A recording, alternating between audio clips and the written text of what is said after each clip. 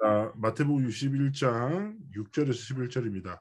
제자들이 가서 예수께서 명하신 대로 하여 나귀와 나귀 새끼를 끌고 와서 자기들의 겉옷을 그 위에 얹음에 예수께서 그 위에 타시니 무리의 대다수는 그들의 겉옷을 길에 펴고 다른 이들은 나뭇가지를 베어 길에 펴고 앞에서 가고 뒤에서 따르는 무리가 소리 높여 이르되 호산나 다윗의 자손이여 찬송하리로다. 주의 이름으로 오시는 이여 가장 높은 곳에서 호산나 하더라. 예수께서 예루살렘에 들어가시니 온 성이 소동하여 이르되 이는 누구냐 하거늘 우리가 이르되 갈릴리 나사렛에서 온 선지자 예수라 하니라. 아멘.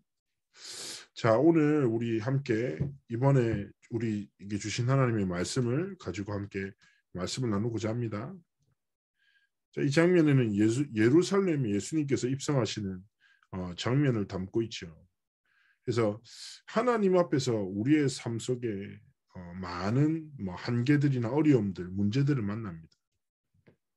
그러나 중요한 것은 우리도 모르게 계속 뭐예요? 육신의 일에 눈에 보이는 것에 사로잡혀 살아갑니다.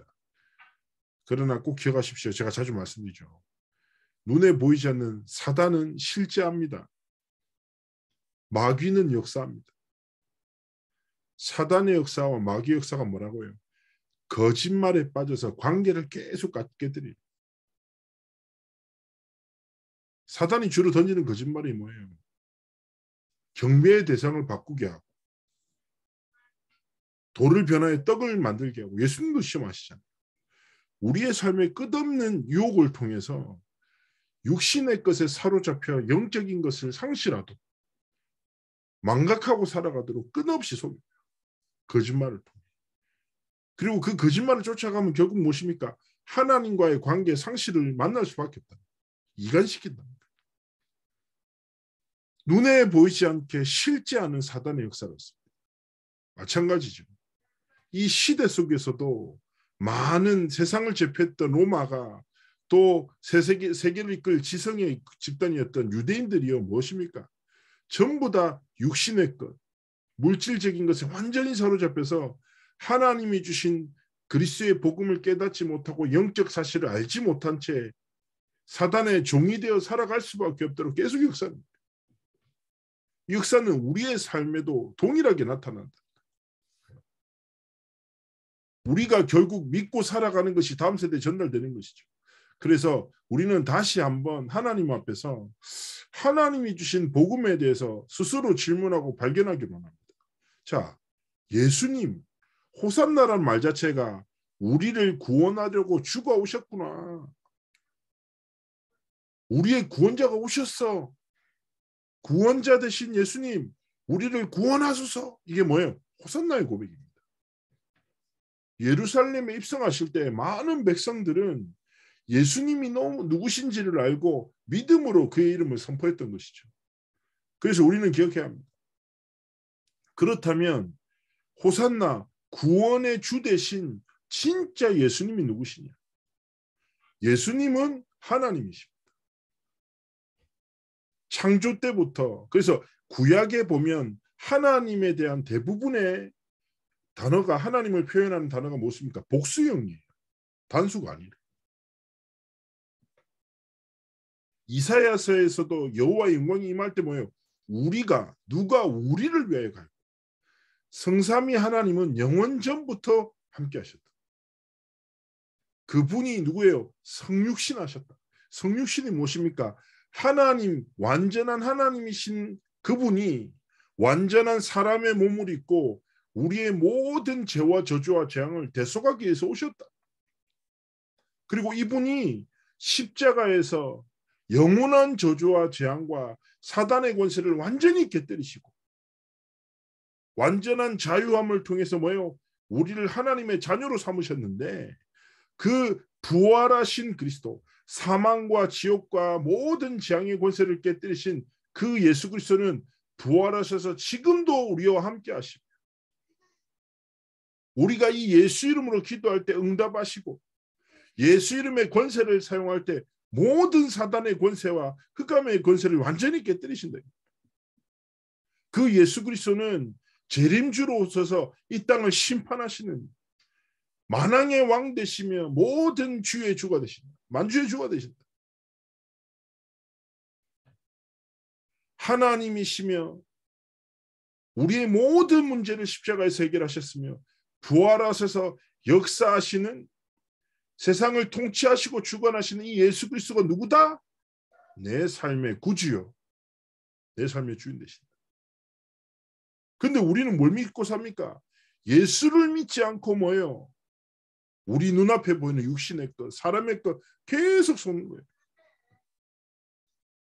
또 그것들이 후대들에게 전달되는 거예요. 성경에 누굽니까? 현실에 많은 어려움들이 있었지만 요셉, 모세 마찬가지죠. 생각해 보십시오. 요셉과 모세는요. 어떻게 보면 실패자요 도망자였어요. 하나님의 복음과 언약을 완전하게 붙잡았는데요. 현실은 뭐예요? 계속 쉽게 얘기하면 요셉은 실패자의 삶을 살았어요. 누명으로 노예로 누명으로 감옥. 가장 중요한 렘넌트 시절을 노예와 감옥에서 보냈다니까. 모세는 누굽니까? 하나님 앞에서 언약을 붙잡았지만 실수로 애굽 사람을 살인함으로 인해서 어떻게 해요? 도망자로서 광야에서 총 80세가 될 때까지 그 광야 속에 머물렀다니까. 세상의 기준으로 볼 때 실패자들이죠. 무능한 사람들이죠. 그런데요, 하나님은 그들의 연약함을 보시지 않고 하나님은 그들의 탁월함이 필요하잖아요. 전능하신 하나님은 그들에게 하나님이 심으신 언약을 보는 거예요. 모세 역시 요셉 역시 뭐 믿는 믿음으로 살았다고 해요? 하나님이 주신 약속을 하나님이 주신 복음을 믿는 믿음으로 살았어요. 그들의 미래는 무엇입니까? 하나님의 언약의 성취가 그들의 미래였습니다. 마찬가지입니다. 우리가 조금만 영적 사실을 깨닫는 눈을 뜨고 우리의 삶의 구주로 영접하고 우리의 삶의 주인 되신 진짜 예수님 누구시냐? 완전한 하나님이시며 십자가에서 모든 저주와 재앙을 깨뜨리셨으며 부활하셔서 지금도 나와 함께 하시며 세상 끝날까지 우리와 지키시며 하나님이 주신 세상의 끝날에 재림주로 오셔서 이 땅을 심판하는 만왕의 왕이시며 만주의 주가 되신다. 이 완전하신 예수 그리스도가 뭐라고요? 내 삶의 주인 되시기에 나는 괜찮아. 그리스도 이름으로 충분해. 그리스도 이름은 완전해. 고백하는 겁니다. 이 사실을 아는 자가 호산나 외칠 때 어떤 영적인 역사가 일어나겠습니까? 잘 아실 겁니다. 신약에 예수님의 여정을 딱 보면요. 소문만 들었어요. 소문만 듣고 저마다 근본의 문제를 가진 세상의 많은 방법을 쫓았지만 해결하지 못했던 많은 사람들이 또 오늘 무엇입니까? 성경에도요. 마태복음 21장에도 나오거든요. 후반에 보면 나오죠. 누가 나옵니까? 안진뱅이, 소경들 나오잖아요. 그런데 보십시오. 성향은 다 달라. 성향은 다 달라요. 그런데 중요한 것은 자신의 성향과 상관없이 자신의 성향대로 혈루증 걸린 여인은 어떤 사람이에요? 소심하단 말이에요. 그러니까 말도 못하고 옷깃만 딱 잡았어요. 그죠? 그리고 오늘 마태복음에 나오는 사람들 뭐예요? 다윗의 자손 예수야. 우리를 불쌍히 여기십시오. 제자들이 시끄럽다. 다윗의 자손 예수요. 나를 불쌍히 여기소서. 그리스도에 대한 소문만 듣고 그리스도의 이름을 부르고 그리스도를 믿는 믿음으로 나아갔는데 절대 불가능한 그들의 근본을 치유하시고 절대 가능한 하나님의 언약으로 모든 막힘을 여셨다. 소문만 들어도 역사는 해주었어요. 예수 그리스도의 실체를 아는 자가 진짜 호산나 우리의 구원자 되신 주가 오셨고 호산나 다윗의 자손이었어요. 우리의 삶에 구원의 역사를 이뤄달라고 믿음으로 선포할 때 어떤 역사가 일어납니까? 그래서 하나님이시며 십자가와 부활과 재림주로 오셔서 이 땅을 영원 전부터 영원까지 다스리실 그 그리스도께서 내 삶의 주인 되셔서 나를 치유하시고 모든 막힌 문을 열어라고 고백하시기 바랍니다.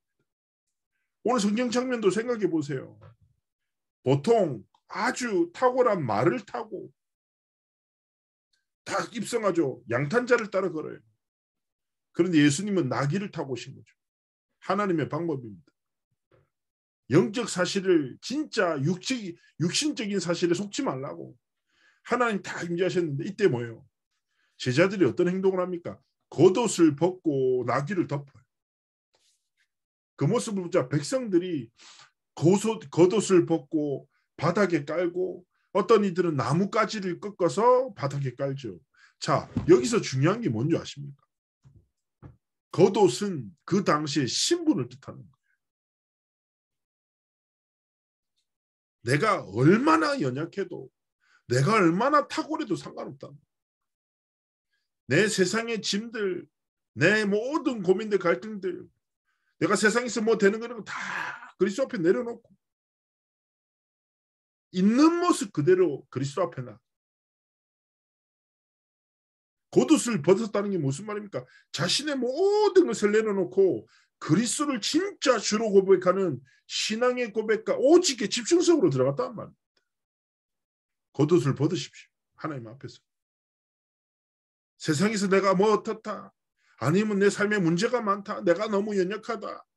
두렵다. 갈등이 된다. 아니면 내가 너무 많이 가졌다. 자랑하고 싶다.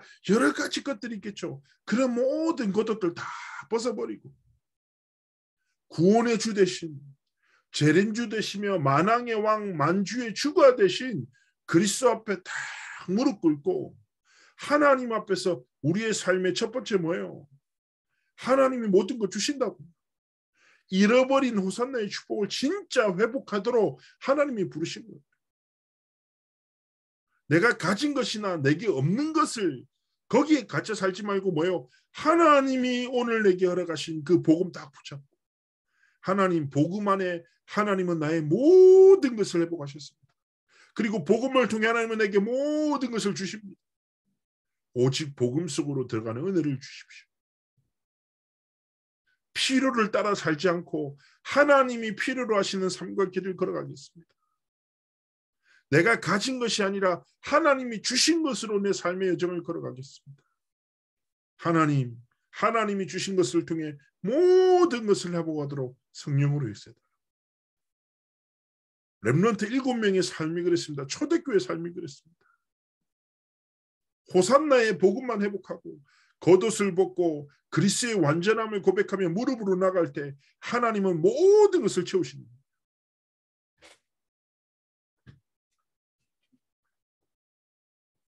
우리 삶에 그런 갈등이 있을 수 있죠. 충분히. 그러나 중요한 것은 무엇입니까? 우리의 삶에 어떤 현실을 만나고 문제를 만나고 선택하거든요. 제가 다락방하는 집사님 한 분이 그런 얘기 하시더라고요. 어떤 선택의 기로를 계속 만난다는 거죠.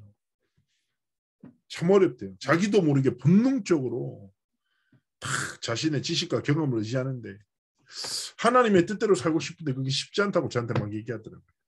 그래서 목사님은 24시 성령 충만 아닙니까? 아무래도 다르실 것 같다고. 그래서 내가 아니 다 똑같다고 얘기했죠. 다 우리 삶에 마찬가지.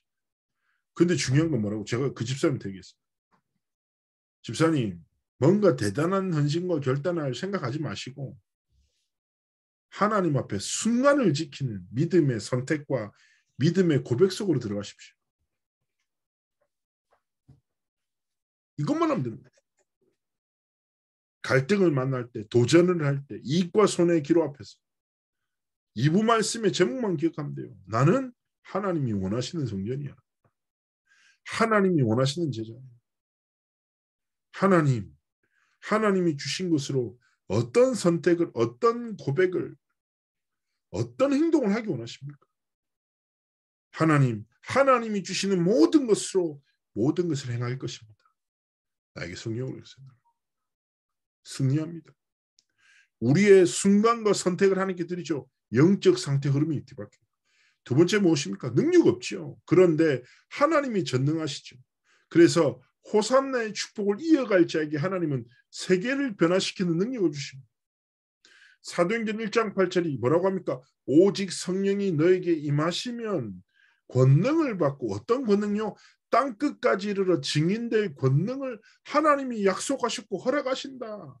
그리고 실제 사도행전 1장의 권능을 힘입은 자들을 통해서 하나님은 그 시대의 세계복음화를, 그들의 후손의 후손들을 통하여 그 시대 로마 복음화의 언약을 성취시켜 나가신 것입니다.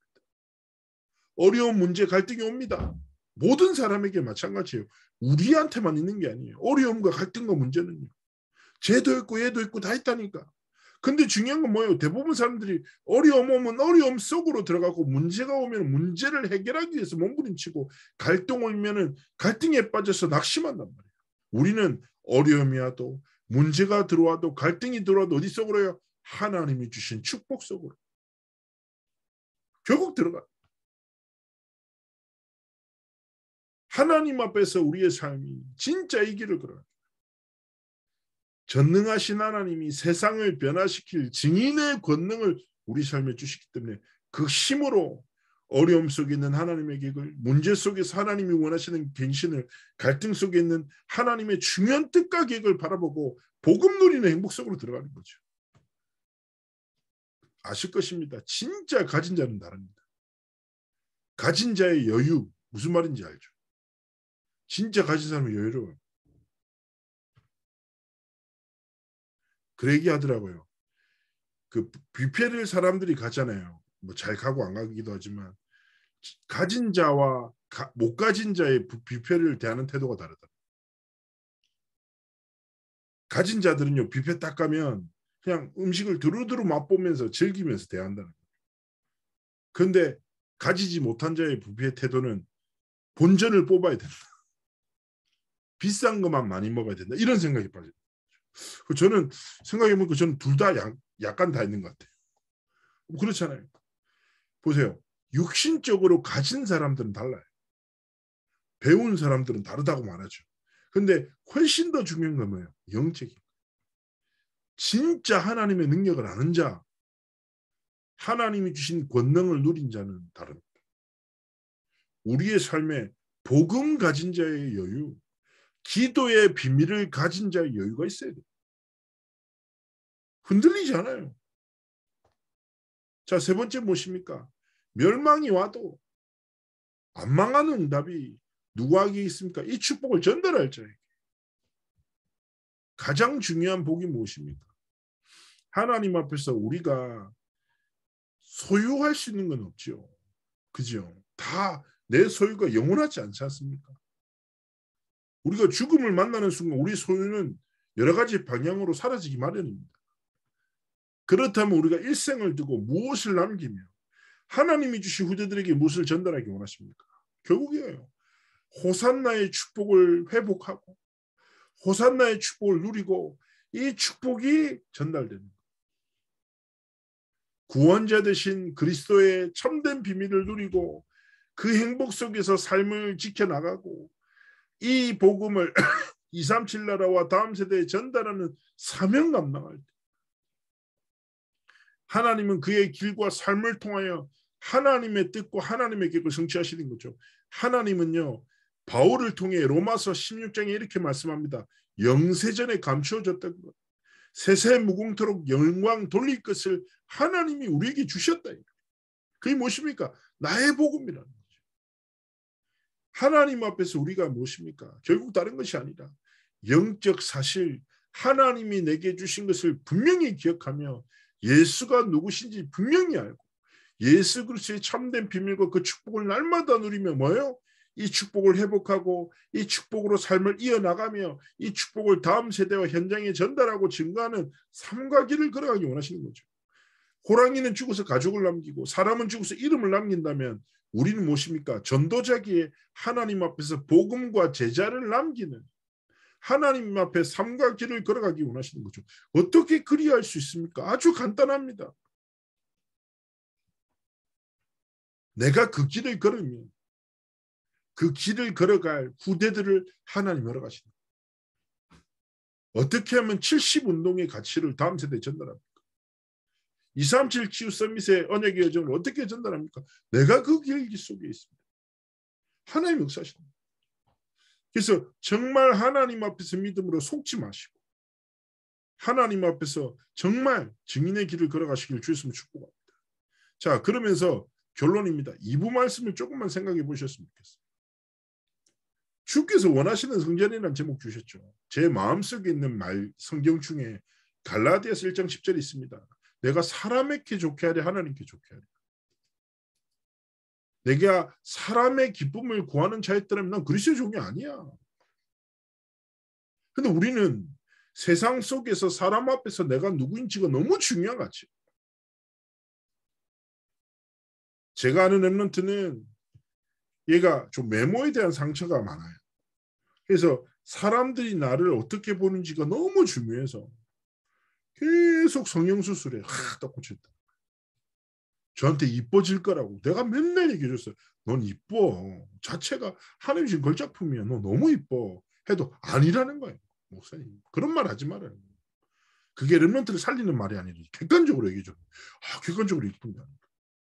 다 거기서 20살 딱 되던 날부터 계속 리모델링하고 업그레이드하고 막 공사를 시작하더라고요. 제가 한번 진지하게 얘기를 했어요. 걔한테. 네 외모에 대한 것들이 과연 네 육신에, 즉 말해서 네 눈 때문에 오는 것 같니? 아니라고. 영적인 상처와 갈증에서 갈급하면서 오는 문제다. 아무리 고쳐도 영적인 참된 해답을 가지지 않으면 너는 더 심각하게 사람과 세상 앞에서 어떻게 보여지기 위해서 몸부림칠 거야. 그게 사단의 전략이다. 지금 네 모습 봐라. 사람들 앞에서 난 너무 중요한데 하나님 앞에서 나를 잃어버리고 있지 않냐. 얼마나 어리석냐. 진짜 가슴으로 한번 팀새에 간 적이 있거든. 근데 하나님의 성령께서 간섭 받으셔서 딱 이 친구 마음에 감동이 있었어. 진짜 참 아름다움은 어디 있습니까? 속사람의 아름다움이 있지 않습니까? 겉사람은 날마다 후패해진다. 속사람은 날마다 새로워진다. 그게 그리스도인 아닙니까? 진짜 그리스도 안에서 복음 누린 사람은요. 날이 갈수록 늙어가지 않고 깊어져가고 익어져가고 성숙해지는. 우리 방배지교회 다 장로님, 권사님들 보십시오. 얼마나 멋집니까? 복음 안에서 뭐예요? 계속 하나님 앞에서 누리니까. 그게 진짜 아름다움 아닙니까? 그게 멋짐 아닙니까? 그렇기 때문에 우리는 뭐라고요? 하나님 앞에서 내가 누군가가 중요해요. 세상에서 원하는 사람이 아니라 하나님이 원하시는 사람. 하나님이 필요로 하시는 사람. 하나님이 다윗을 어떻게 표현해요? 내 마음에 합한 자다. 잠언서 25장 13절에 뭐예요? 충성된 사자는 마치 추수하는 날의 얼음 맹수 같아서 그 주인의 마음을 시원케 하느니라. 하나님의 마음을 시원케 할 자, 하나님 앞에서 살아가는 자. 그게 우리의 아이덴티티가 돼요. 정체성이 돼요. 그래서 하나님이 원하시는 성전, 하나님이 원하시는 제자, 하나님이 원하시는 전도자의 삶, 길을 걸어가고 정말 하나님 앞에서 237 치유 서밋이라는 하나님이 주신 절대 가치를 내 오늘의 삶의 이유로 딱 붙잡고 제가 늘 말씀드려요. 내가 얼마나 살든지 어디서 살든지 무엇을 하든지 상관없어요. 얼마 전에 어떤 한 청년이 저한테 질문하더라고요. 목사님은 꿈이 뭐냐는 거예요. 그래서 내가 얘기했어요. 내 꿈은 한 가지다.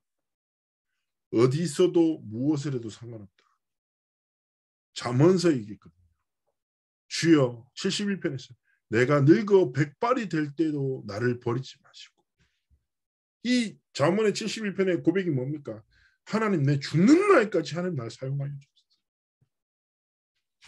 내 생명도 죽음도 하나님 앞에 쓰임밖에 없어서. 제 고백이거든요. 나는 일평생 죽을 때까지 끝까지 하나님 앞에 쓰임받는 거예요. 내 하나님 앞에 소원입니다.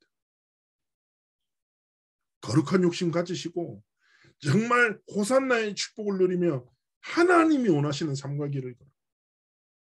호산나의 축복을 통해서 모든 것을 살리는 승리와 회복과 치유가 있기를 주의 쓰임으로 축복합니다. 기도하겠습니다. 살아서 역사하신 하나님 감사합니다. 우리 귀한 지구의 식구들 축복하시고 호산나 예수 그리스도의 완전한 영원한 만왕의 왕 되시며 만주의 주가 되신 그리스도를 날마다 나의 주로 고백하며 나의 모든 겉옷을 벗어 던지고 그리스도 앞에 무릎 꿇고 그리스도의 오직의 복음 속으로 들어가 이 축복을 회복하고 이어갈 자로 전달할 자로 하나님 우리 일생이 하나님께 드려지게 하시며 하나님이 원하시는 하나님이 필요로 하시는 하나님의 마음에 합한 하나님의 마음을 시원케 할 성전이요 제자며 전도자의 삶을 살아가는 우리 모든 지구의 식구들의 삶의 길이 되어지도록 함께 하시고 축복하여 주옵소서. 하나님 상황과 시간표 형편을 주님께서 하시오니 이 시간 성령으로 충만히 역사하시고 성삼위 하나님의 보좌의 능력으로 역사하셔서 치유하시며 모든 막힌 문을 여시고 하나님의 큰 영광 나타내 주옵소서. 감사드리며 살아계신 주 예수 그리스도의 이름으로 기도합나이다. 아멘. 아멘.